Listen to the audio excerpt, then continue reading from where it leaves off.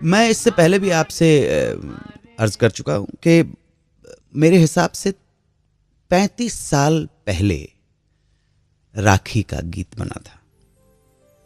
हर गीत बहुत जब भी बनते थे तो बहुत ही इमोशनल मामला होता था। जब तक ये मामला अब इमोशनल नहीं होगा ना, हम अधूरे अधूरे से रहेंगे। स्वतंत्रता दिवस का पर्व आता है, आप कितना ही गाने बजा लें, सबसे आगे होंगे हिंदुस्तानी, लेकिन जब तक कर चले हम फिदा, जब तक ये याद नहीं करोगे तब तक इमोशंस नहीं जागेंगे, और जब तक इमोशंस जागेंगे नहीं तब तक रिश्ता मजबूत नहीं होता है। डिस्कोथिक के अंदर गर्लफ्रेंड आती क्या खंडाला हो सकता है, वो जो सारी जिंदगी भर का पति पत्नी का रिश्ता होता है वो कुछ और होता है बॉस, समझे आप। सो अलग अलग तरह से प्रोड्यूसर, डायरेक्टर्स ने, क्रिएटिव लोगों ने रक्षाबंधन के ऊपर जो गाने बेस थे उनको रचा है, संवारा है, सजाया है। एक गाना है कि बहन जो अपने भाई से दूर है वो चांद से कह रही है, चंदा रे मेरे भैया को जाके कहना कि बहना याद करे, हैं। चंदा, चंबल की कसम फिल्म का गीत है। तो कहीं इस राखी के धागे की इंपॉर्टेंस को समझाते हुए गीतकार कहता है, राखी धागों का त्योहार। बहुत से गीतों में भाई की भावनाएं भी दर्शाई गई हैं।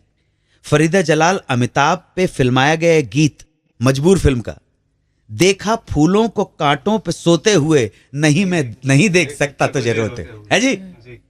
और वो कल्ट फिल्म जो बनी थी जीनत अमान और देवानंद की। हमारे देश में रीति रिवाज है कि शादी के बाद जब लड़की अपने मायके आती है तो उसे लिवाने के लिए कौन आता है? भाई जाता है ना। और बहन की आंखें भी निहारती रहती हैं, उस बाट जोती रहती हैं कि कब मेरा भाई घर की ड्योढ़ी पर आएगा और मुझे अपने साथ ले जाएगा। और खास करके पहले श्रावण के महीने में ही भाई बहन को लेने जाता है उसके ससुराल, और हर बहन इस दिन का, इस पल का इंतजार करती। वो बंदनी फिल्म का गीत याद आ रहा है, अब के बरस भेज भैया को बाबुल, है। इस त्योहार की जो पाकीज़गी है, इस त्योहार को डिफंक्ट मत कीजिए। आप इस त्योहार को आज के टेलीविजन के टाइम पर जो हो गया है उस तरह से मत बनाइए। इसकी परंपरा कायम रखिए। भारत ने अपनी परंपराओं को भूलना शुरू कर दिया है, और जो कौम अपनी रवायत को, अपनी तहजीब को, अपनी परंपराओं को भूल जाती है उसका कोई वजूद खत्म होने लगता है।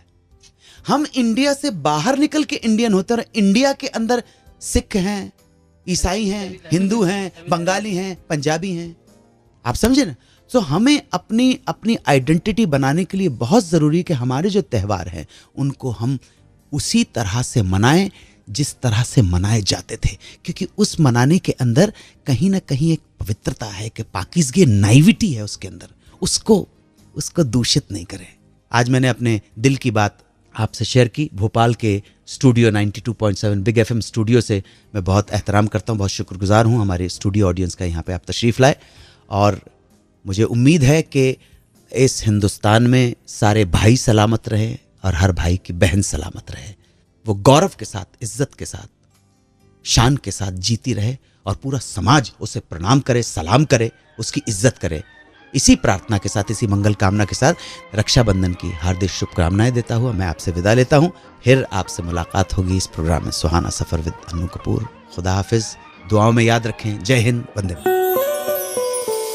92.7 बिग एफएम पर सुनते रहिए सुहाना सफर विद अन्नू कपूर।